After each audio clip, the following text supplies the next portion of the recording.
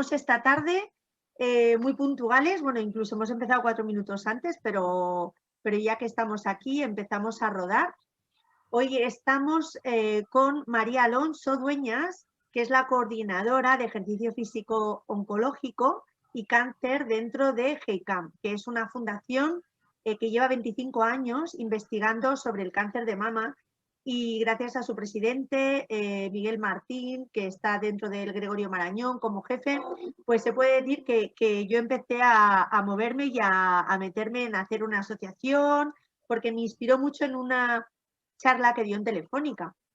Y desde entonces todo lo que hacemos, o retos solidarios o campañas, pues van destinadas a GEICAM. Bueno, tienes lo que es una formación complementaria muy buena, porque estás dentro de lo que es el ejercicio físico como licenciada en ejercicio físico universitario, pero además has hecho posgrados especializados en prevención, en intervención, en recuperación funcional de lesiones, y luego doble especialización en ejercicio físico y cáncer de mama, con lo que eres una de las 10 personas, se puede decir, que hay en España especializados, porque realmente es súper complicado encontrar a personas que están especializadas en el ejercicio que es bueno para el paciente oncológico. Entonces, bueno, quería antes saber, María, ¿cómo te metiste a estudiar estos temas? Pues bueno, antes de nada, gracias Ana por darnos voz a GEICAM en tu plataforma, en vuestra plataforma, en rutinoterapia. Y bueno, básicamente viendo la necesidad de mi alrededor, veía a las pacientes con cáncer de mama en concreto que se sentían perdidas, y fui poco a poco viendo qué formaciones veía que eran como las más útiles para complementar a la formación que ya tenía de licenciada en Ciencias de la Actividad Física y del Deporte y como comentaste, en el posgrado de lesiones. Y bueno, fui formándome poco a poco, y gracias a Dios ahora mismo ya hay como más formaciones específicas del cáncer, o sea, de ejercicio físico para el paciente oncológico. Así que espero que seamos todavía más. Sí que es cierto que a nivel nacional todavía queda, pero bueno, va habiendo ya bastantes especialistas poco a poco. Qué bien, porque realmente lo necesitamos, y además vamos a ver el valor terapéutico que tiene el ejercicio físico, que es totalmente complementario según el estadio de las pacientes, pero que sí, con el visto bueno del oncólogo, es realmente algo a lo que agarrarnos. Así que, sin más, te dejo con tu presentación para que todas nosotras, todos los que veamos esta charla, empecemos mañana a ponernos una rutina de ejercicio, de movilizarnos, que nos motive muchísimo a mantener ahí el cuerpo fuerte para superar los tratamientos. Vale, perfecto. Voy a intentar compartir la pantalla, a ver si soy capaz. A ver. Vale. Creo que va a tardar un poquito en verse, pero en cuanto me des el ok, vamos empezando, ¿vale? Venga, pues ya estamos todos. No hay ninguna pregunta. Las preguntas, eso sí, a todas las que habéis venido, pues las vamos a dejar para el final de la exposición, y así podemos ir anotando. Yo me voy a traer un cuadernito y así vamos anotando lo que se nos vaya ocurriendo para después. Vale, pues si me das el ok y ves la presentación, puedo empezar. ¿Se ve, no? Vale. Pues antes de nada, nuevamente agradeceros la participación de GEICAM en esta plataforma, y básicamente lo que quiero dar es como unas recomendaciones de ejercicio físico que sean también prácticas, que no sea solo el decir cuáles son las recomendaciones de ciertas entidades, sino que sea también algo práctico. Aquí, como veréis, lo primero que vamos a tocar es qué es el ejercicio físico oncológico como tal, cuáles serían los efectos secundarios, un breve comentario sobre la evolución del conocimiento en este campo, los beneficios y una pequeña parte del sistema linfático y linfedema, porque, bueno, como sabéis, es muy importante durante toda nuestra etapa, ya sea incluso después de los tratamientos, y el ejercicio físico tanto durante como después de los tratamientos. Y como dijo Ana, si después tenéis alguna duda, vemos a ver en el apartado de preguntas y contestamos lo que veamos que es posible. Como veis, ¿qué es el ejercicio físico oncológico? Pues se ha definido como aquel ejercicio pautado y controlado por un profesional y que se realiza de forma individualizada, que esto es muy importante. Cada paciente tiene una cirugía, tiene unos tratamientos, tiene unos antecedentes de ejercicio físico o incluso de otras patologías que tenemos que tener en cuenta. Y el objetivo es reducir o prevenir los efectos secundarios de los tratamientos y que por sus efectos globales en el organismo mejora el estado de salud y la calidad de vida y supervivencia en las pacientes. Aquí veis que tenemos también una infografía que sacamos hace unos añitos desde GEICAM para informar sobre qué es el ejercicio físico oncológico y cuáles serían las características y una evolución temporal de la investigación.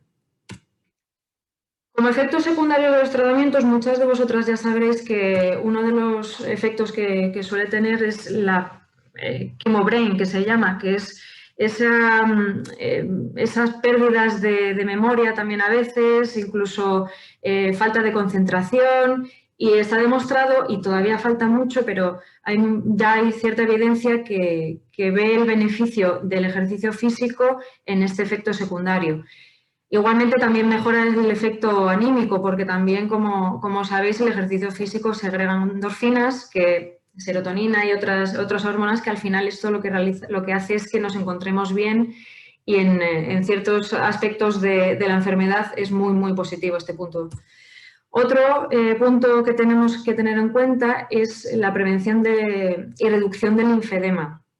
Aquí lo tocaremos más adelante, pero tenemos que tener en cuenta que el ejercicio físico o la contracción muscular lo que hace es que bombee la linfa alrededor del cuerpo. Entonces es como una bomba para poder mover la linfa. Y también recuperación de la funcionalidad.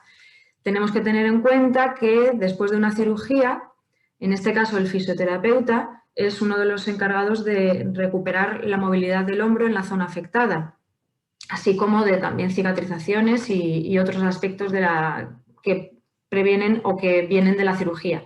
Entonces, tenemos que tener en cuenta que tanto a nivel de masa muscular como de fuerza es otro punto muy importante para recuperar la funcionalidad del hombro.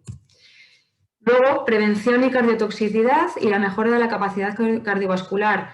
Aquí sí que hay mucha evidencia que respalda el beneficio del ejercicio para la recuperación de la paciente y para que no haya recaídas. Si tenemos una capacidad cardiovascular alta, vamos a tener mejor pronóstico para la enfermedad, ¿vale?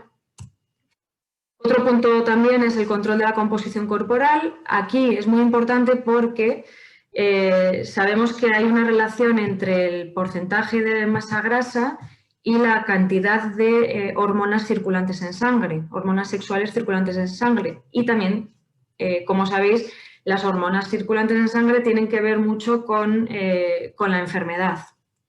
O sea que sería otro punto a tener en cuenta. También podemos decir que, a diferencia de otros tumores, el cáncer de mama lo que hace, y los tratamientos lo que hace, es aumentar la cantidad de masa grasa, a diferencia de otros. Entonces, en este caso es muy importante este efecto secundario y cómo el ejercicio físico puede reducir la masa grasa. Reducción de artralgias es otro efecto secundario en donde ya se está viendo y se observa que, veremos más adelante, pero se observa que hay una reducción del dolor.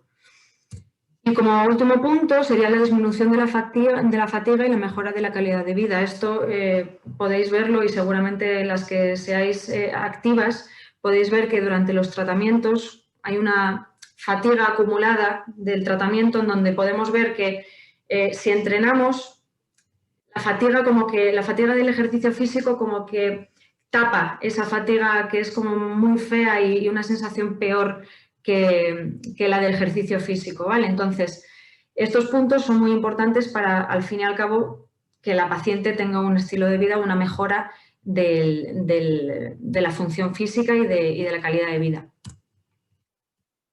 Si nos paramos a nuestra composición, a nuestra posición corporal después de los tratamientos y sobre todo después de la cirugía, aquí podemos ver el síndrome del cruzado superior. Si os dais cuenta, es una posición en donde hay una posición cifótica venida o viene por el acortamiento del pectoral mayor, del pectoral menor, y luego un acortamiento también del trapecio superior, que esto lo que hace, es lo que tenemos encima de los hombros, que lo que hace es elevarnos los brazos o los hombros y llevárnoslo hacia adelante. ¿Qué ocurre con todo esto? Si veis aquí esta musculatura, que algunas se acortan y otras se inhiben, ¿qué quiere decir? Que no trabajan bien, que provocan el síndrome o la escápula alada. Aquí si veis, la paciente en la escápula izquierda sobresale, y esto viene debido a que el serrato anterior no trabaja bien. El serrato anterior viene desde la parte de atrás y va pegadito, perdón, a la caja torácica y se inserta en la parte de delante de las costillas.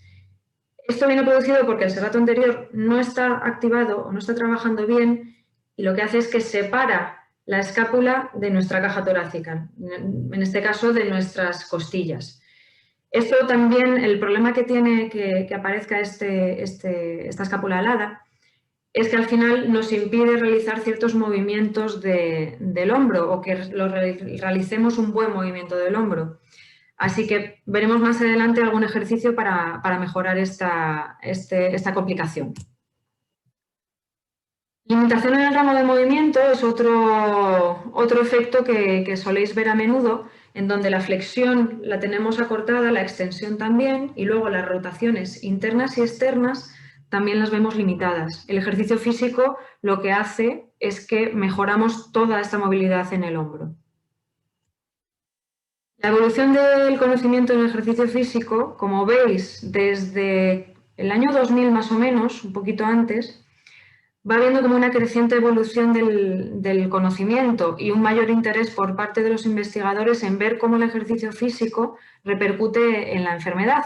En este caso es de todos los tipos de cáncer, pero por suerte, en nuestro caso, hay una evidencia muy grande y un mayor conocimiento o mayor investigación en cáncer de mama que en otros tipos de tumor.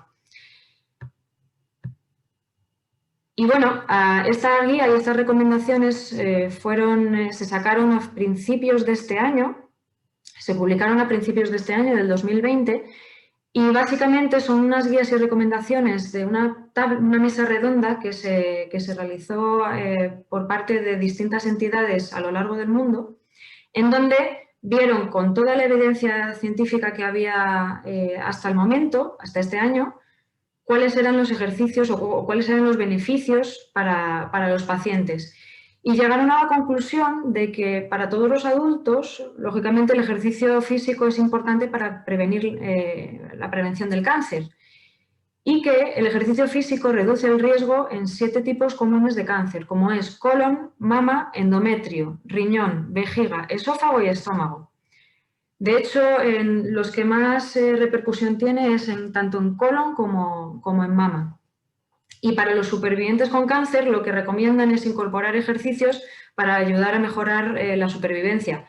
Esto viene a colación de lo que dijimos anteriormente, que si tenemos una capacidad cardiovascular mayor, vamos a mejorar nuestra supervivencia, e incluso si tenemos más masa muscular en nuestro cuerpo, hay evidencia también que dice que mejoramos también nuestra supervivencia y la posibilidad de recaída de la enfermedad. Hacer ejercicio durante y después del tratamiento del cáncer también se ha observado que mejora la fatiga, la ansiedad, la depresión, la función física, calidad de vida y no exacerba el linfedema. Esto es muy importante porque antes se decía que la persona que hubiese tenido una operación y que se hubiesen quitado pues X número de ganglios linfáticos no podía coger nunca con ese brazo peso. Es un error porque, como veremos más adelante, y como hemos comentado, al final el músculo lo que hace es bombear la linfa a lo largo del cuerpo y que no quede acumulado en la extremidad. Otra cosa es que, como veremos también más adelante, el brazo esté en una posición que no sea favorecedora del retorno linfático, ¿vale? Y bueno, otra recomendación que comentaba esta guía era que continuar la investigación impulsará la integración del ejercicio en el estándar de atención para los pacientes con cáncer. Hoy por hoy sí que se recomienda que la paciente se mueva, pero no hay un estándar básico que diga la paciente tiene que hacer esto, dirigirse a este especialista o a este otro especialista, dependiendo del momento de la enfermedad. Y al final todo esto es traducir a la práctica la base de la evidencia, que cada vez es más sólida, sobre los efectos positivos del ejercicio para el paciente con cáncer. Claro, hablando de todo esto, al final toda la investigación y los trabajos que se han realizado hasta la fecha nos dicen que el ejercicio físico vale tanto para prevención, tratamiento y después de los tratamientos. En prevención, como veis, lo que hay es el ejercicio físico que hace en nuestro cuerpo, pues reduce el porcentaje de tejido graso. ¿Esto qué quiere decir? Que vamos a intentar tener menos tejido graso para, como hablábamos anteriormente, reducir las hormonas sexuales en sangre, que es al final uno de los motivos que también, uno de los problemas por los que el cáncer al fin y al cabo también se alimenta de las hormonas sexuales o tiene una relación muy grande. Reduce también el estrés oxidativo y aumenta la estabilización de los telómeros. Perdón. Durante el tratamiento reduce la caquexia. La caquexia al fin y al cabo es una pérdida de masa muscular, una atrofia también. Reduce la pérdida de masa muscular, ¿por qué? Porque aumentamos nuestra cantidad de músculo en el cuerpo, reducimos la cardiotoxicidad, aumenta la pérdida de peso. ¿Esto qué quiere decir? Que vamos a perder más peso durante los entrenamientos, porque recordad que hemos comentado que el ejercicio, o sea, que los tratamientos y este tipo de tumor lo que hace también es aumentar la masa grasa. Y reducimos la pérdida de porcentaje óseo. ¿Esto qué quiere decir? Que intentamos, lo que hace el ejercicio físico es que reduce esa pérdida de hueso que en ocasiones ocurre por los tratamientos. Y después de los tratamientos, lo que logramos con el ejercicio físico es aumentar la sensibilidad a la insulina, aumentamos la función inmune y cardiopulmonar, reducimos la pérdida de porcentaje óseo. Lo que hablábamos, el ejercicio físico lo que hace es que no nos deja que mantengamos el hueso, incluso a veces aumentamos el porcentaje de masa ósea. Reducimos la depresión y reducimos el trastorno del sueño. Todo esto, como veis, son beneficios que podemos conseguir si somos personas activas y entrenamos. Aquí no os asustéis porque esto es como muy lioso, solo quiero que a golpe de vista veáis dos cositas. La parte de la izquierda, aquí si lo veis con el puntero, esto es una persona sedentaria. Como veis, tienen todas las flechas hacia arriba. ¿Esto qué quiere decir? Que aumenta distintos parámetros o distintos biomarcadores o marcadores del cuerpo que en contraposición, si somos personas entrenadas, reducimos todo esto, ¿vale? Entonces, al final vemos un beneficio. No os quiero enrollar, no me quiero enrollar mucho con qué significa cada cosa, pero básicamente lo que quiero que veáis es que una persona sedentaria tiene más problemas que una persona que está entrenada. Y al final el microambiente tumoral también se beneficia si la persona es inactiva, como lo veis aquí también. ¿Lo veis? Diferencias. Aquí el ejercicio agudo lo que hace es que aumenta o reduce la hipoxia. ¿Esto qué significa? Que el microambiente tumoral lo que hace es evitar que le lleguen ciertos nutrientes a la zona tumoral. Y también reduce el número de vasos que llegan a la zona del tumor. Entonces, esto lo que hace el ejercicio físico, como veis, si lo encuentro por aquí, a ver, ¿dónde está? Aquí, reduce la hipoxia. ¿Y esto qué quiere decir? Que crea más vasos que van hacia la zona afectada y por ende va a llegar más oxígeno y va a llegar la quimioterapia mejor, ¿vale? Esto, como veis, lo mismo, y aquí pues lo que os comenté hasta ahora del microambiente tumoral. Y bueno, el sistema linfático, como veis, os quise poner aquí unos dibujitos para que vierais cómo es el sistema linfático y que comparte al final las mismas zonas que el sistema sanguíneo, ¿vale? De vasos y venas. Entonces, veis que hay ciertos puntos en donde están los ganglios axilares, ganglios aquí, en esta zonita, y todo esto, como os dije anteriormente, comparte zona con el sistema cardiovascular. Aquí lo veis un poquito mejor, es para que os hagáis un poquito una idea.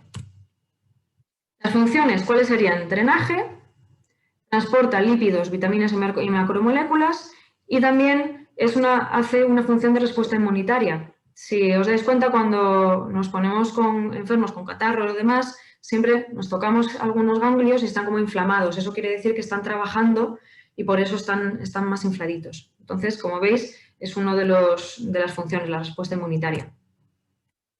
Y aquí el linfedema básicamente es una acumulación, como ya a lo mejor sabéis algunas de vosotras, es una acumulación anormal de líquido en el tejido blando debido a una obstrucción del sistema linfático.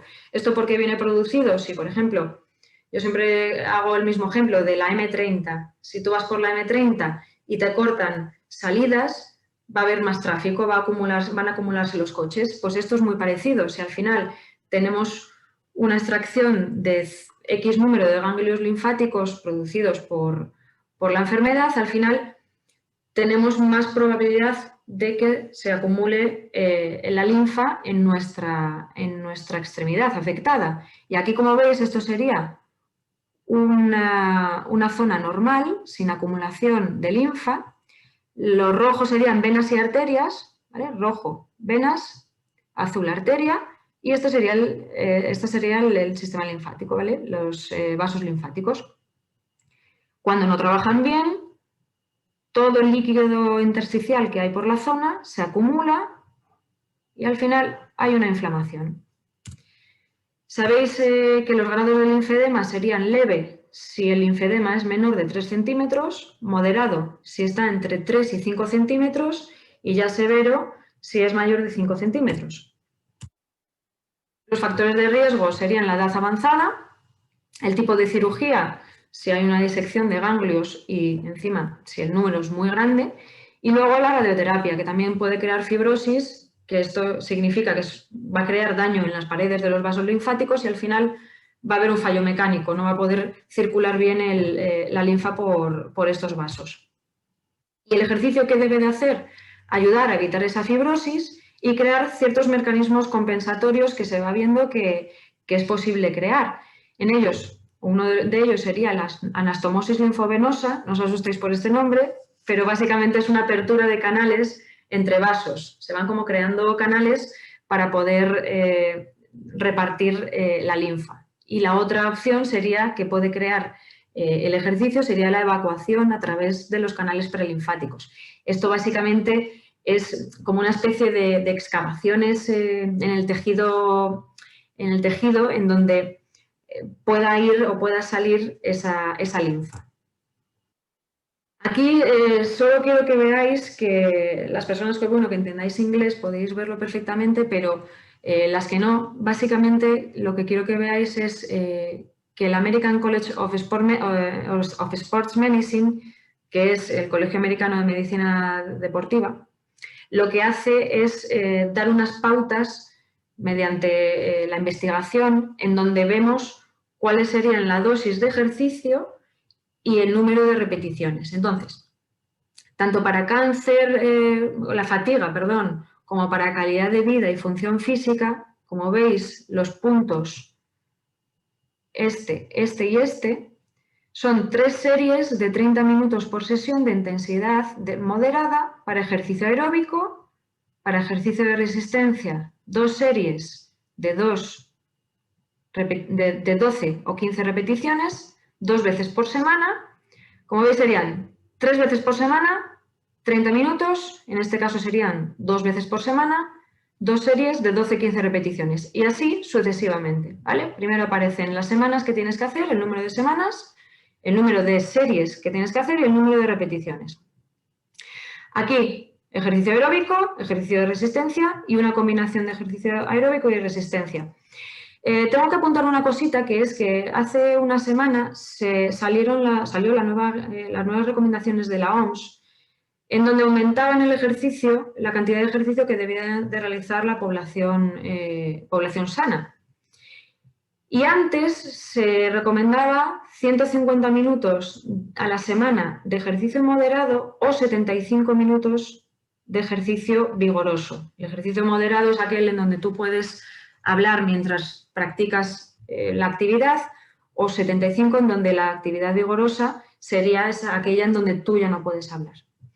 Pero la OMS ha aumentado ese tiempo a las recomendaciones como las recomendaciones que tenemos para pacientes con cáncer, que serían casi 300 minutos, entre 150 y 300 minutos a la semana de ejercicio moderado o 75, 150 a la semana, perdón, de ejercicio aeróbico vigoroso.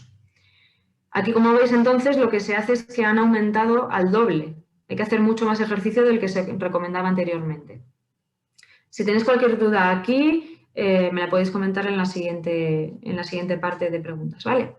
Pero es para que veáis que básicamente son 3 series, 2-3 días por semana, 2-3 series de ejercicios y una media de mínimo, como veis, de 30 minutos por sesión. En el ejercicio físico durante los tratamientos, aquí podemos ir separando qué tratamientos hemos llevado a cabo. Entonces, después de la cirugía, yo recomiendo, o básicamente se recomienda empezar con entrenamientos de miembros inferiores cuando el médico considere oportuno. Aquí siempre hay que tener en cuenta que el médico nos tiene que dar el ok para empezar a realizar ciertas cosas. Y siempre digo que al final nosotros estamos operadas de cintura para arriba, no de cintura para abajo, como un deportista que a lo mejor tiene una lesión del hombro, pero sigue entrenando pierna. Aquí, como veis, podemos caminar durante 150 minutos a la semana o 75, como veis son las recomendaciones que vimos anteriormente, pero ese sería un trabajo aeróbico, no tenemos que olvidarnos del ejercicio de fuerza como las sentadillas, puente en el suelo, zancadas hacia atrás o subida al escalón. Estos ejercicios os voy a poner el ejemplo visual para que los entendáis después. Y luego, si estamos en quimioterapia o radioterapia, debemos intentar hacer ejercicio aeróbico y de fuerza en la medida de lo posible, siendo las sesiones más intensas los días previos a los ciclos. Aquí, claro, tenemos que tener en cuenta que vamos a tener una fatiga acumulada, unos efectos secundarios, náuseas y otros efectos que nos van a impedir realizar el ejercicio. Entonces, cuando estemos muy cansadas, yo siempre recomiendo realizar las sesiones de estiramiento y movilidad, intentar no estar paradas en la medida de lo posible. Si podemos hacer ejercicios o sesiones de estiramiento sin movilidad, os digo que el cuerpo lo agradece, no estar completamente paradas. Otra cosa es que veamos que no podemos movernos. Si no podemos movernos, pues intentar hacerlo el resto de los días, ¿vale? Bueno, también tenemos otro de los ejercicios, otra de las partes serían la hormonoterapia. Aquí alrededor del 25% de las mujeres a las que se les indica una hormonoterapia no comienzan a tomar el medicamento o incluso dejan de tomarlo antes de lo indicado por los efectos secundarios. Estos efectos secundarios son las artralgias, uno de ellos. Aquí hay que diferenciar entre dolor articular por artralgia, artritis o artrosis. ¿Vale? La artralgia es un dolor en las articulaciones sin proceso inflamatorio. De hecho, es diferente a la artritis, que es una inflamación articular, y a la artrosis, que al fin y al cabo es un desgaste articular, porque los síntomas es que hay una mayor rigidez y disconfort por la mañana. Y suele aparecer en manos, hombros, zona lumbar, caderas, rodillas y pies. Y el comienzo de la rigidez y del dolor suele empezar después de 1 o 2 meses después del tratamiento. Y este síntoma, esta artralgia, suele ser más, se suele notar más a la mañana. Y a medida que el cuerpo se va moviendo y que tú te vas moviendo, ese dolor y esa rigidez vas notando que va disminuyendo. Por eso se recomienda que intentemos realizar el ejercicio aunque moleste o aunque duela, porque hay evidencia científica que nos dice que después de los 3 meses entrenando se reduce el dolor. E incluso si llegamos a los 6-12 meses de entrenamientos, se reduce todavía más el dolor. Así que mi recomendación en este punto las personas, aquellas de vosotras que estéis tomando hormonoterapia, es que no paréis, que intentéis ser lo más activas posibles, aunque duelan las articulaciones, si es por este motivo, por este efecto secundario. ¿Cómo podemos organizar todo esto que os he comentado? ¿O con qué fases? Pues la primera fase, como hemos dicho, de fuerza en piernas y abdomen. Si hemos venido de una cirugía, cuando el médico nos dé el ok, empezaremos a fortalecer el abdomen para proteger la espalda y las piernas para ganar masa muscular, fuerza y equilibrio. También tenéis que tener en cuenta que el equilibrio muchas veces la pérdida de equilibrio viene debida por la falta de fuerza o la falta de masa muscular en las piernas, así que es muy importante que tengamos nuestras extremidades inferiores fuertes. El siguiente punto, cuando ya hemos pasado esta fase de fuerza en piernas y abdomen, sería movilizar la articulación del hombro y la columna torácica. ¿Esto por qué es importante? Porque, como os dije, vamos a estar en una posición donde hay una rotación interna y posición cifótica de chepa, porque lo que queremos es inconscientemente proteger nuestra zona afectada y va a llevarnos a esta posición. Así que la recomendación es estirar la musculatura cortada, estirar la zona del pectoral y trabajar la espalda, que eso sería el siguiente punto. De primeras, como os dije, estirar la musculatura cortada, perder miedo al linfedema, o sea, perder el miedo a coger pesos, que yo os comentaré, y luego restablecer la funcionalidad escápulo-humeral y la escápulo-torácica. ¿Esto qué quiere decir? Recuperar la movilidad o la articulación, el rango de movilidad del hombro. Y el último paso sería la ganancia de fuerza en los músculos de la espalda para evitar esas posiciones cifóticas, tener la musculatura de atrás fuerte para poder llevar nuestros hombros hacia atrás y abajo y evitar esa posición cifótica que al final nos va a llevar o nos va a impedir mover bien el brazo. Y durante todas estas fases lo que se recomienda es realizar ejercicio aeróbico, caminar, bueno, y otros puntos que veremos ahora. Como ejercicio aeróbico, como os comentaba, uno de los que está ahora más de moda sería la marcha nórdica. Este ejercicio, este tipo de marcha es muy bueno porque el uso de los bastones beneficia el movimiento del brazo y como hemos dicho, todo movimiento de brazo va a favorecer el retorno linfático. Aquí también hay que tener en cuenta que hay una técnica, entonces mi recomendación es que os informéis de cómo es la técnica correcta para que la muñeca no sufra durante el movimiento del bastón y os orienten sobre cuáles serían pues, los pasos a seguir para realizar una buena técnica. Un ejercicio que es similar a la marcha nórdica en un gimnasio es la elíptica. Este ejercicio se recomienda también se suele recomendar también para calentar. Antes de realizar los distintos ejercicios, se sube a la paciente a la elíptica y ese movimiento hacia adelante y hacia atrás del brazo también hará que estemos trabajando la musculatura de los brazos y de la espalda y a mayores estamos trabajando también ese retorno linfático que hablábamos anteriormente. Si no hay opción de eso, la marcha nórdica o caminar simplemente viene bien. Eso sí, si caminamos, recomiendo abrir y cerrar las manos de vez en cuando para que no esté nuestro brazo desfavoreciendo el retorno de la linfa y que no se nos acumule. De hecho, si muchas de vosotras camináis, notaréis esa sensación después de caminar, si no habéis movido los brazos, de pesadez en los brazos. Así que eso viene producido porque se nos está acumulando tanto sangre como linfa y al final eso no nos va a beneficiar. Otra opción de ejercicio aeróbico sería la natación. Aquí es solo si el oncólogo nos da el permiso, porque si estamos en quimioterapia o radioterapia no es aconsejable.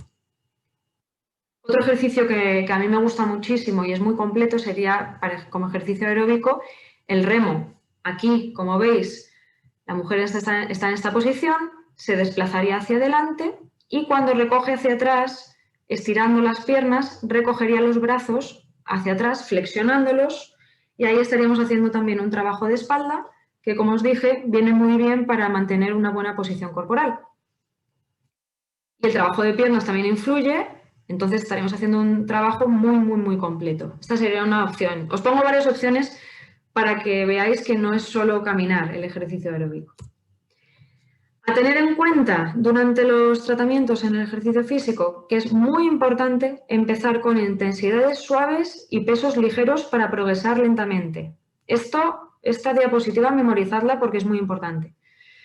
Intensidades suaves y pesos ligeros. Progresar lentamente, porque al final si partimos de aquí y queremos llegar aquí muy rápido, vamos a lesionarnos o vamos a tener ciertas complicaciones. Así que pesos ligeros y progresar lentamente. Empezaremos con 1 o 2 series de 10 repeticiones. ¿Esto qué quiere decir? Que si yo, por ejemplo, hago un ejercicio de bíceps, hago 10 repeticiones de bíceps, descanso y eso sería una serie. Y haría otros 10 de bíceps. Y esa sería una segunda serie. Si, por ejemplo, el ejercicio que realizo es combinado, ¿esto qué quiere decir?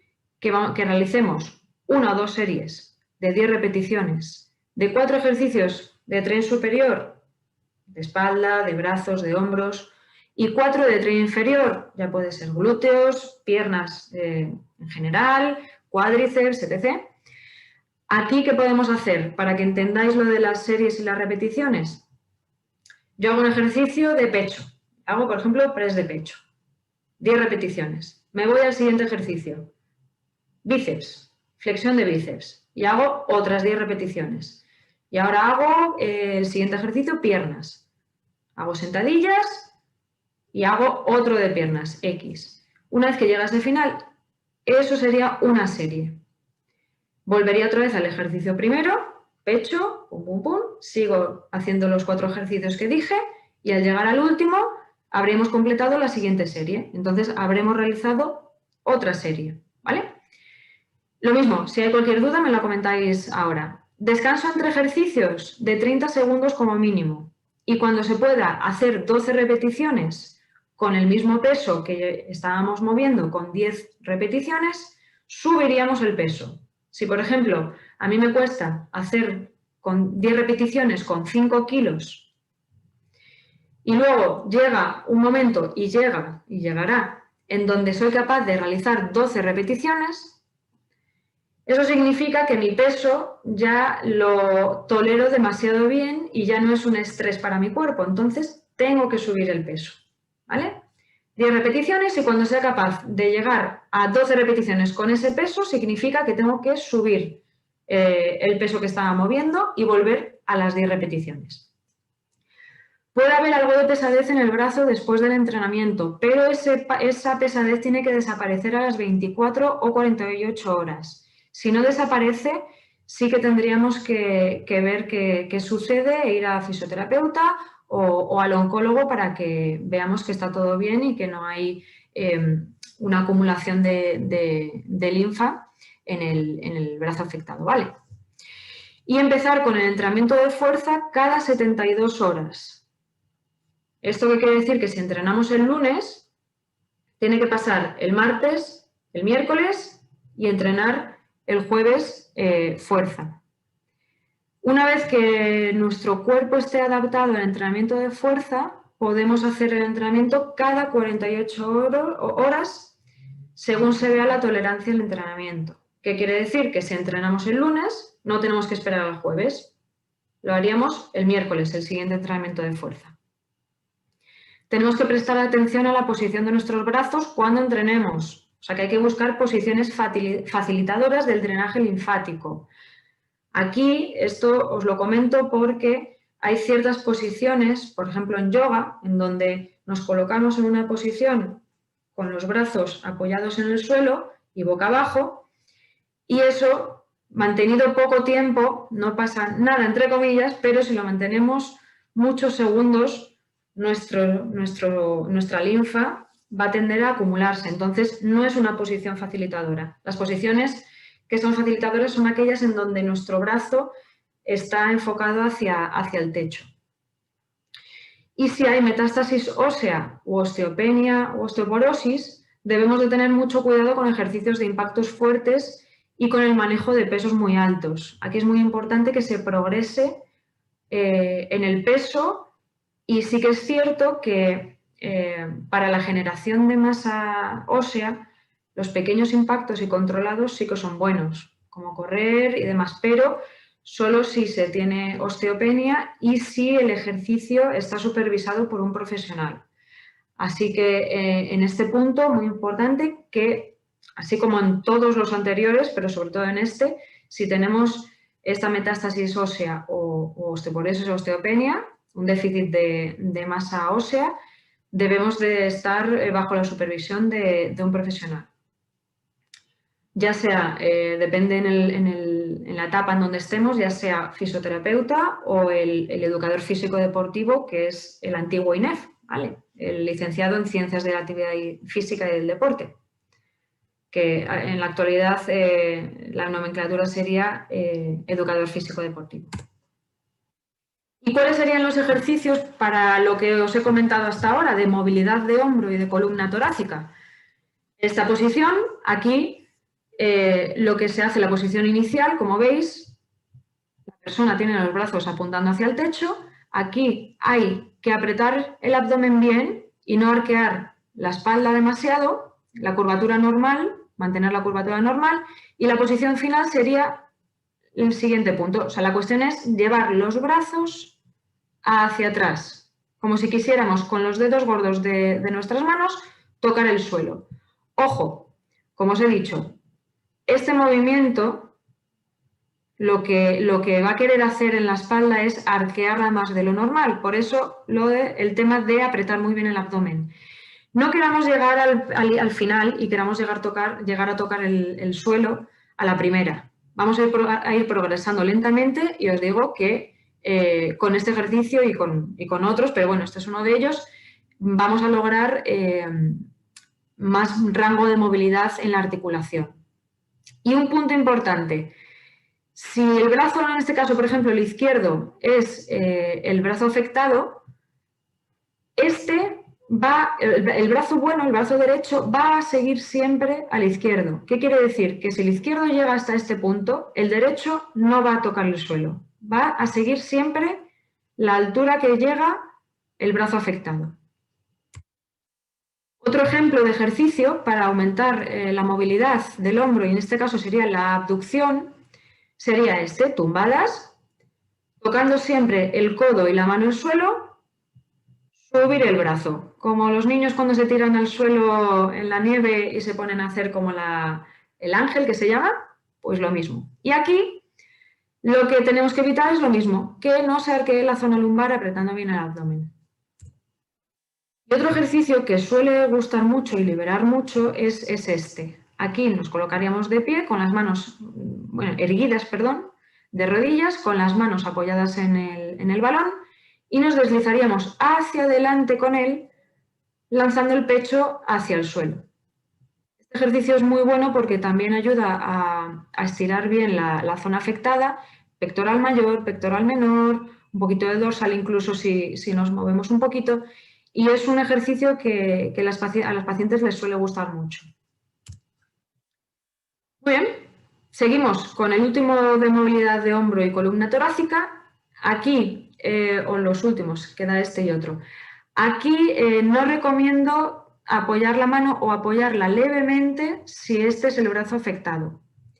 Y básicamente lo único que hay es una rotación del tronco para movilizar esta zona, para evitar las posiciones cifóticas. Aquí lo que estaríamos estirando en estas rotaciones es un ligamento que va a lo largo de la columna y que cuando se atrofia y se queda muy enganchado ya es imposible de estirar por mucho que queramos corregir la posición. Entonces, como veis, hay una rotación hacia adentro y una rotación hacia afuera, solo del tronco.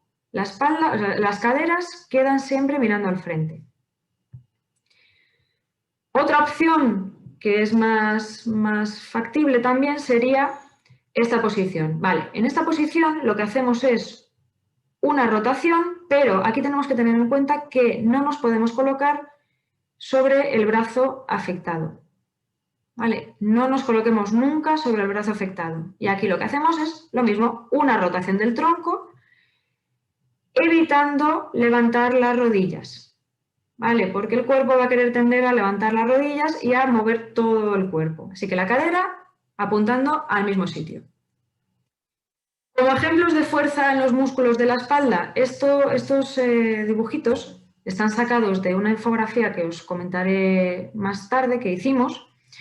Y en este ejercicio realizamos un ejercicio de espalda, un trabajo de fuerza para la espalda, como si arrastráramos agua. Si estuviéramos en el agua y la arrastramos, pero es muy importante que este hombro vaya hacia atrás. Es como mover el agua de delante hacia atrás con una goma, pero intentando mover el hombro también hacia atrás, no dejándolo enfocado hacia adelante.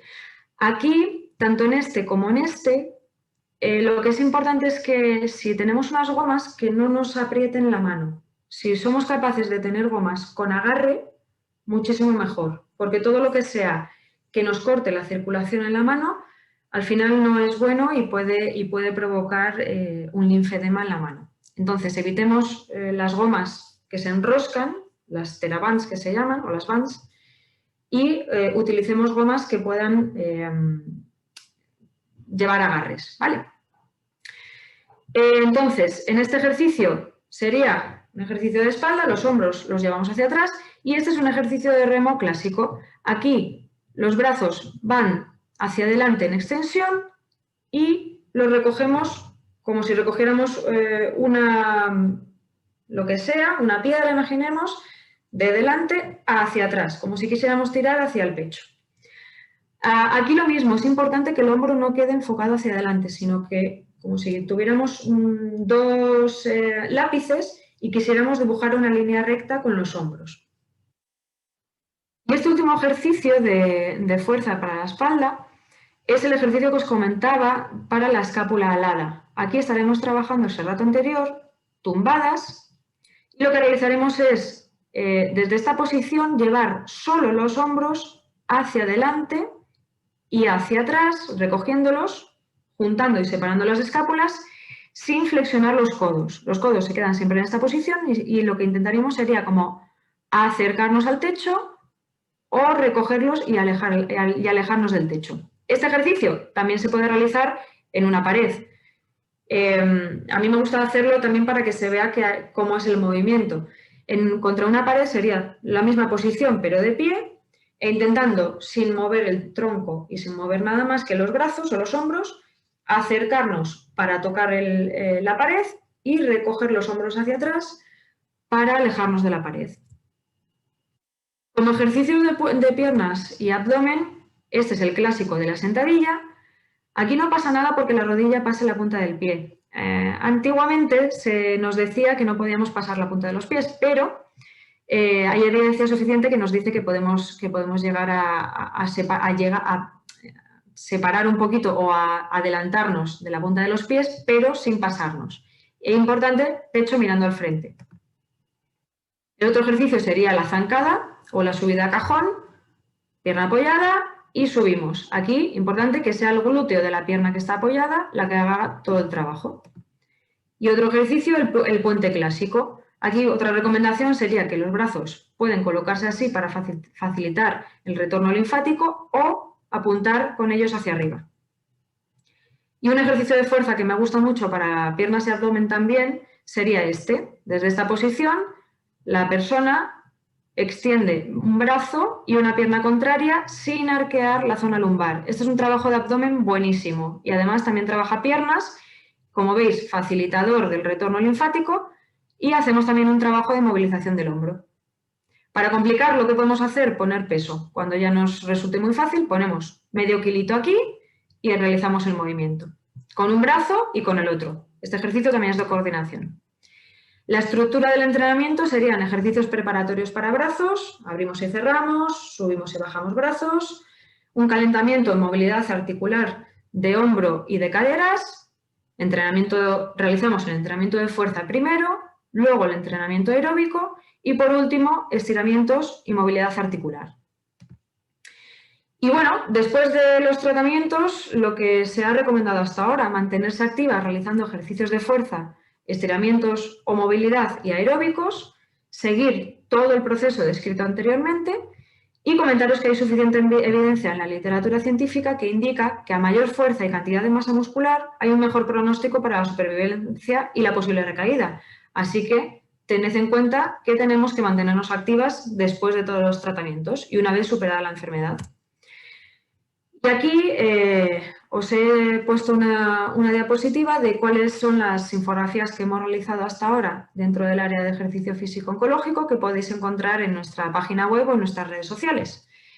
Y por último, como veis, hay un mecanismo que es el ejercicio, la investigación y GEICAM, que al final lo que intenta es crear más evidencia para que las pacientes realicéis más ejercicio y ver cuáles son los beneficios de este ejercicio en la enfermedad. Así que con esto ya acabaría. Muchas gracias. Qué bien, qué buena presentación, nos ha encantado y además muy bien ilustrada. Primero, pues para saber también pues cómo es nuestro cuerpo, luego para ver ese linfedema y las consecuencias de tener un ejercicio adecuado, que son maravillosas y solo traen beneficios. ¿Hay alguna estadística que diga que reduce el riesgo de tener cáncer con un X% de probabilidades? Sí, hay un porcentaje de en torno al 25%. Fíjate, yo me tomé quimioterapia para Sí. reducir un 8% la probabilidad de recidiva en 10 años, porque me hicieron el Oncotype, que salía esa estadística aproximada. Imagínate si un 24% no es potente y cómo realmente tenemos que subir y dedicarnos todo el tiempo que podamos a no dejar esta buena rutina de, como tú has dicho antes, por lo menos 30 minutos diarios. Tenemos un montón de preguntitas. Entonces, bueno, había Ana que tenía la pregunta de que si le duele el brazo, bueno, que antes era aconsejable no mover el brazo. Ahora, como has dicho, es aconsejable la movilidad, pues porque se ha evidenciado. Y dice que si el brazo está recién operado o cuando se hace deporte se ve que hay un dolor en el brazo, en el hombro, que en ese caso, ¿qué hay que hacer?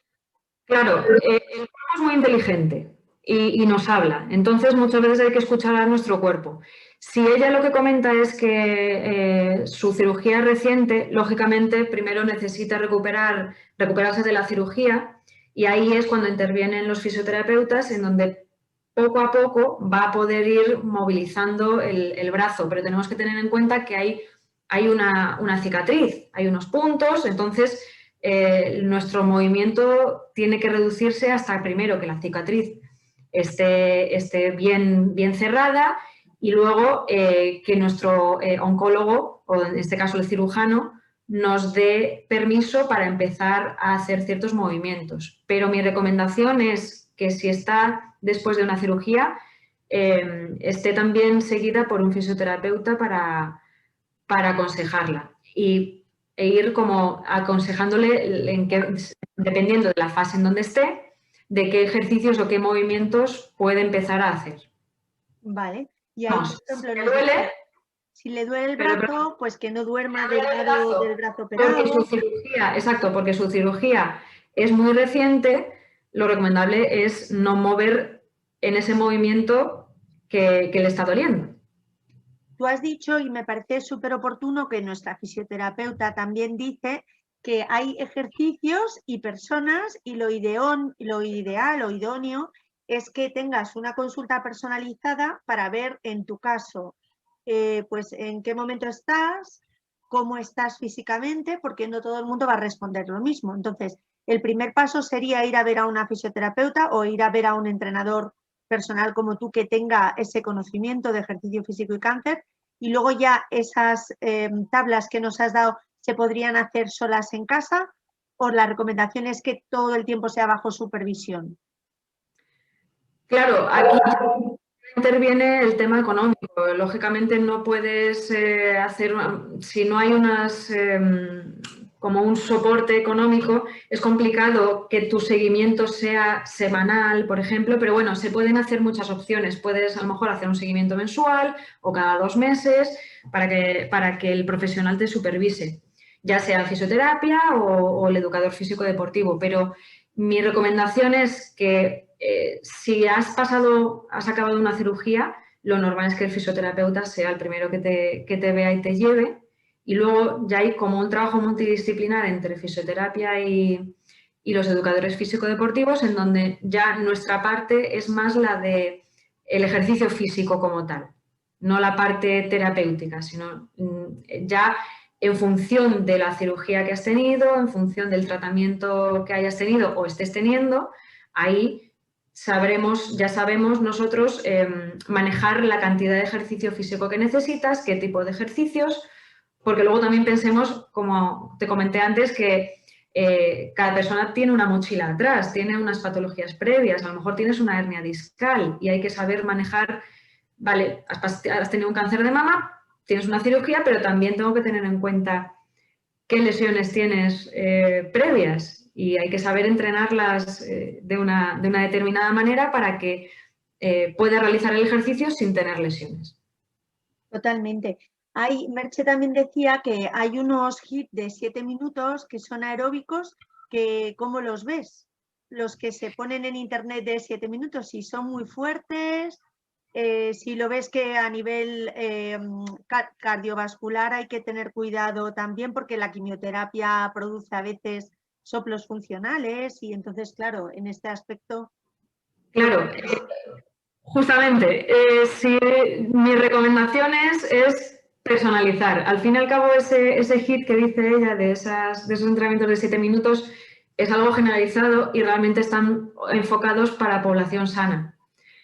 Si nosotros venimos de una quimioterapia en donde tenemos antraciclinas, por ejemplo, vamos a tener cardiotoxicidad y nuestra función cardiovascular va a estar disminuida, va a disminuirse. Entonces, si metemos un ejercicio de muy alta intensidad, eso al final no va a ser bueno porque ni lo vamos a tolerar y va a ser un trabajo demasiado fuerte para nuestro cuerpo. Además que, como comenté, los ejercicios pueden ser muy variados y a lo mejor hay algún ejercicio que no nos viene bien porque no tenemos la movilidad o no tenemos, o es un ejercicio en donde colocamos los brazos en una posición que no es favorecedora. Así que mi recomendación es, si podemos hacer otros ejercicios, mejor. Y luego, por otra parte, la evidencia nos dice que los ejercicios de intensidad moderada o moderada alta son mejores que los de alta intensidad durante un cierto tiempo porque los ejercicios que te he comentado antes activan el sistema inmune. En cambio, los ejercicios de alta intensidad no aumentan, sino que a veces disminuyen, o en ocasiones disminuyen ese sistema inmune que tenemos. Así que también hay que controlar mucho lo de las intensidades. De hecho, decías lo de coger peso, de hecho también puede ser esa medida, que es mejor a veces más repeticiones que mucho peso, ¿no? Claro, bueno, yo como buena gallega depende, porque depende, si nuestro objetivo es ganar o mantener la masa muscular, tendremos que estar con un peso relativamente alto, entre 8-12 repeticiones o 10-12 repeticiones, 10 más o menos, y si queremos que nuestro entrenamiento sea de mover pesos, pero que sea cardiovascular, por así decirlo, tendremos que utilizar pesos en torno a más bajos, pero con más repeticiones, con 15 repeticiones. Así que el tema del peso depende a las repeticiones a las que queramos ir y cuál es el objetivo. Mi recomendación es, como dije, ir aumentando progresivamente, ver cómo el cuerpo tolera ese peso y aumentar. O sea, por un lado, pues ponerte en manos de un especialista que te haga una valoración inicial de cómo estás, cuál sería tu tabla más oportuna, hacer una revisión mensual. Es verdad que en esto, pues económicamente varía mucho de lo que es la oportunidad que tienes de gastarte dinero o no. Es verdad que en los hospitales es una tristeza, pero que en los comités de mama, por ejemplo, no entra ni el fisioterapeuta, ni la médico rehabilitadora, ni la nutricionista, ni la psiquiatra, ni la psicóloga. Esperemos que ahora ya entren, porque las fisioterapeutas, yo cuando estoy en los hospitales me dicen, yo voy a los pacientes que están en cama. Entonces, las recomendaciones para los pacientes que quieren empezar a hacer ejercicio, pues es una pena porque ni los veo. Igual que a veces la médico endocrina me dice, si es que a mí me traen ya los pacientes cuando es que tienen ya la enteral, o sea, que es que no pueden nutrirse porque están desnutridos y ya es por vía. Entonces, estamos... Claro, por eso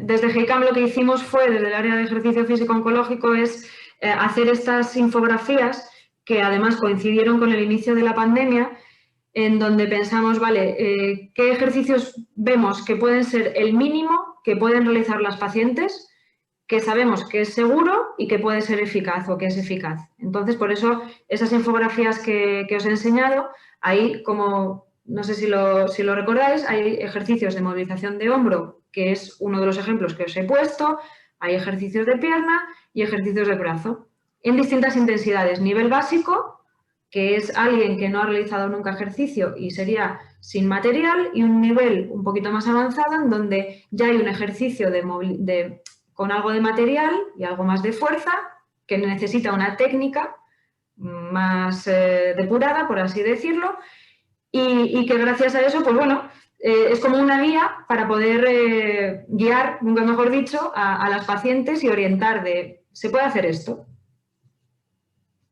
Vale, otra pregunta.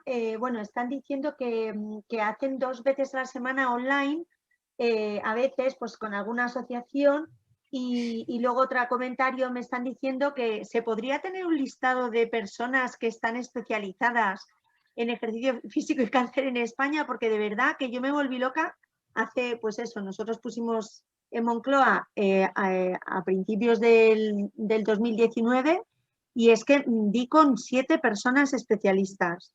Y es difícil de acceder a vosotros, porque si tú no llegas a estar en GEICAM, ¿cómo nos enteramos de que tú o Soraya en la Asociación contra el Cáncer o el IPEF, que está Carlos en Andalucía haciendo investigación en hospitales? O sea, es que hay muy poca gente. ¿Cómo podemos acceder? Porque claro, en este caso te dedicas a la investigación, no podemos pedirte o solicitarte, ¿nos das clases en grupo por este precio? Porque es lo que realmente después de esta charla motiva. Oye, pues yo quiero hacer, ¿se puede hacer online? Lo primero, que era una de las preguntas de una chica que está haciendo por un programa. Y segundo, ¿tenéis talleres online o presenciales? ¿O de qué manera las pacientes o las asociaciones podemos acceder a un momento en común con estas tablas que tú dices que son, entre comillas, más o menos estándar, que nunca se puede generalizar, pero como de una manera incentivarnos a seguir a alguien que sepa? Claro, me parece una buena pregunta, porque el problema que tenemos en la actualidad es que el papel del educador físico deportivo o nuestra figura todavía no está dentro del sistema sanitario. Y si ya es complicado que los fisioterapeutas, como comentabas antes, accedan a ciertas reuniones con los oncólogos, más complicado cuando alguien está fuera del sistema sanitario. Yo siempre digo, yo al final entreno a personas. Yo hago, mi trabajo es la salud, entonces, ¿cómo todavía no estamos dentro del...? Pero bueno, eso ya son más temas burocráticos y demás que no nos vamos a meter, pero me parece muy buena idea. Eso ya no sé si sería alguna organización que haga una recopilación de los profesionales acreditados, porque otro punto que hay que tener en cuenta es que la persona está acreditada. No porque, primero, que sea un licenciado en Ciencias de la Actividad Física y del Deporte, y segundo, que acredite que tiene una especialización en ejercicio físico y cáncer. Esos serían los 2 requisitos. En cuanto a lo que comentas de GEICAM, claro, nosotros tratamos el tema de la investigación, formación y divulgación. Nosotros sí que estamos en ciertos foros de formación o de Sí, de formación. En mi caso en particular y en concreto, estoy dentro del curso de especialización de la Autónoma, de la Universidad Autónoma de Madrid, donde es el segundo año ya que se hace la especialización de ejercicio físico en el paciente oncológico. Entonces, al final son profesionales que poco a poco van a ir saliendo y se va a ir viendo que van a abarcar o van a cubrir esa necesidad. Así que yo pido también un poquito de paciencia, sé que es complicado, pero casi, por así decirlo, es como un área todavía de creación o de nueva creación y en donde se está empezando a ver educación reglada. Así que... Vosotros desde GICAM no tenéis previsto, porque aparte también por ser fundación de investigación, también el trato con los pacientes tiene que ser a través de asociaciones, y no tenéis previsto abrir una línea para directamente con pacientes, sino que os hacéis divulgación, investigación y la parte de formación a otros profesionales. Bueno, pues nada, a ver si a partir de aquí nosotros lo que podemos hacer desde nuestra asociación es ver tenemos a una chica que es psicóloga y es como tú licenciada en cuanto a ciencias de la actividad física y el deporte. De la actividad física y el deporte, ha estado en San Sebastián de los Reyes, en el ayuntamiento, haciendo ejercicio oncológico. Lo que pasa es que no tiene esa titulación universitaria, pero sí que podríamos hablar con ella, pues por lo menos una vez a la semana, que la tabla rigurosamente, o sea, la tabla que vosotros sí que habéis investigado, que la hagamos juntos. Yo es lo que puedo proponerle a todos. Claro, nosotros GICAM lo que hace dentro del apartado de divulgación y del trabajo con los pacientes, o con las pacientes en este caso también, es lo que estamos haciendo ahora, dar conocimiento, como dar unas pautas básicas, eficaz y seguro, que es lo mínimo que hay que hacer, y por nuestra parte no sé si se podría hacer más, eso ya depende de otros departamentos, pero bueno, todo sería ponerse. Qué bien. Bueno, otra pregunta. ¿En la vida sedentaria es causa de cáncer? ¿Se ha investigado si es una causa? ¿O es una variable más? O sea, ¿hay una causa-efecto?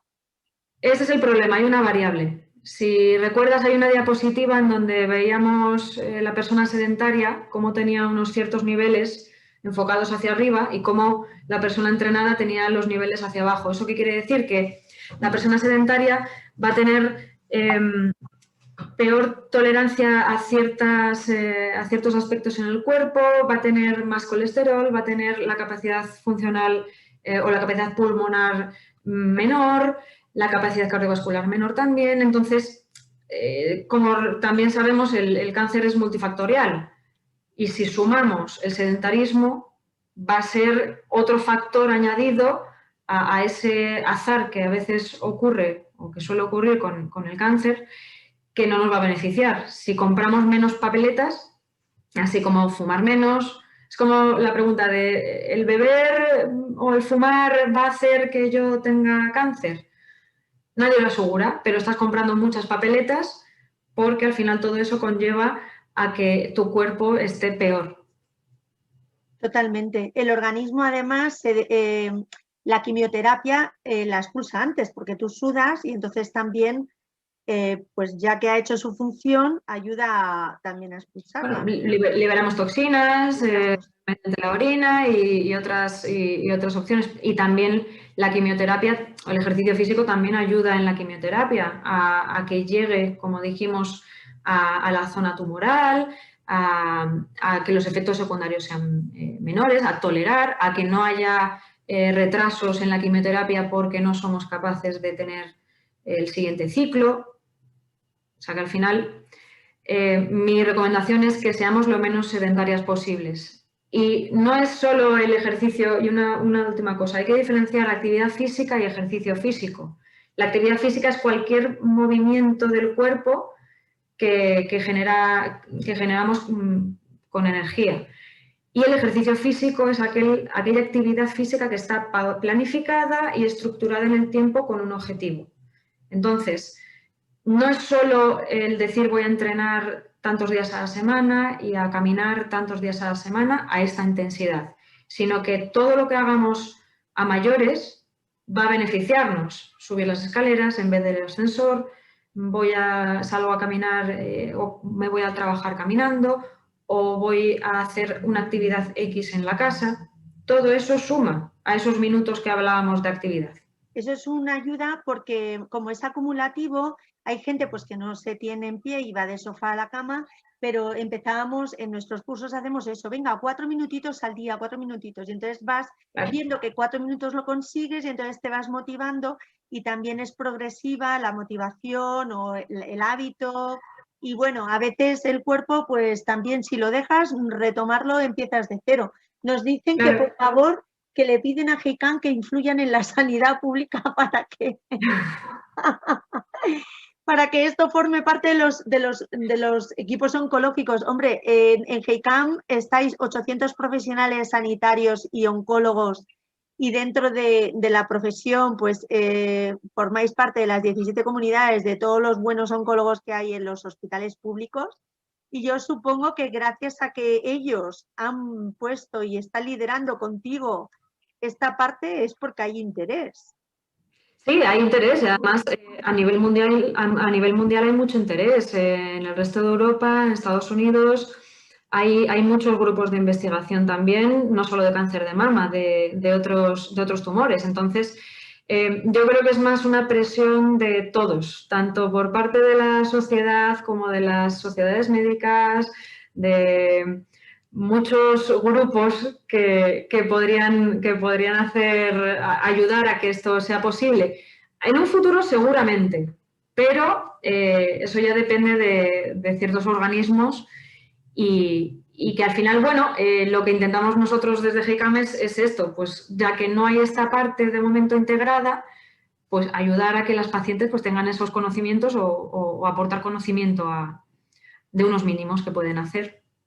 Yo creo que la crisis sanitaria nos va a reenfocar, o sea, vamos a ser más conscientes que en vez de que gastemos el 75% de los costes sanitarios públicos en curar, que vayamos balanceando y pongamos también un poquito en la parte de prevenir, apoyando lo que estáis haciendo de divulgar y aprender cómo en cada enfermedad crónica compleja hay un tipo de ejercicio que puede aumentar disminuir el riesgo de recidiva en un 24% o esa prevención o esa mejora de los telómeros, del envejecimiento, del metabolismo y de toda esa slide que has hecho súper potente, que es gigante, los beneficios.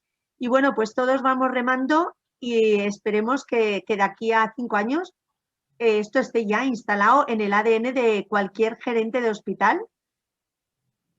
Yo espero que sí. Y al final es que el ejercicio también hay que saber un poquito, es lo que hablábamos de cierto coste, pero bueno, con unas pequeñas recomendaciones como os hemos dado ahora, es coste cero, sin material y con un seguimiento que es simplemente pues ver que lo que se ha dicho en las diapositivas lo estoy haciendo correctamente. De hecho, también hay recomendaciones por internet, hay muchas, pero yo siempre digo que sepamos en dónde buscar y que los ejercicios y las fotos y las imágenes de los ejercicios tengamos conciencia de que están hechas de la manera correcta y que vienen de gente que sabe. Porque desde luego, para el cáncer de mama hicisteis una labor con Novartis, con una guía espectacular. Que está fantástica y la tenéis de forma gratuita y la podéis descargar quien esté viendo este vídeo. Exacto, ahí hay pues más o menos lo que se ha tocado ahora, qué ejercicios se pueden realizar, con qué, dependiendo del tipo del tipo de tratamiento, pues qué se puede hacer. Exacto, tenemos ahí una guía que puede consultar la gente de manera gratuita y tener pues más aporte de conocimiento. Muy bien, pues muchísimas gracias por tu tiempo, tu sabiduría, ese PowerPoint tan maravilloso que ya nos lo quedamos para que todas os lo podáis bajar, lo pondremos en las redes sociales y ahora después de cortar este vídeo y lo subiremos a Instagram también, Así que bueno, pues bienvenida a nuestra comunidad. Por esta masterclass, muchísimas gracias. Muchísimas gracias y nuevamente gracias por darle voz a GEICAM. Adiós.